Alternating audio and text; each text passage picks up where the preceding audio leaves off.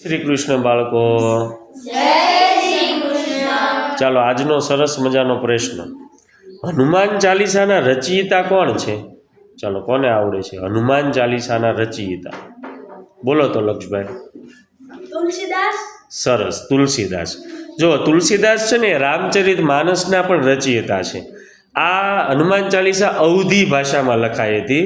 ચાલીસા એટલે શું ખબર? 40 પંક્તિઓ એટલે કે ચોપાઈઓનો સમૂહ.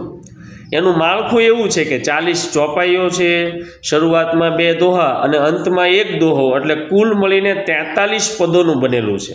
હવે દરેક દોહામાં કેવું છે? પ્રારંભિક દોહામાં ગુરુના ચરણોની ધૂળથી પોતાના મનને પવિત્ર કરીને ભગવાન રામના નિર્મળ યશનું વર્ણન કરવામાં આવ્યું છે. પ્રથમ 10 ચોપાઈમાં હનુમાનજીના સુંદર સ્વરૂપ, ગુણ અને શક્તિનું વર્ણન છે. 11 થી 20માં રામજીની સેવા અને હનુમાનજીના પરાક્રમોનું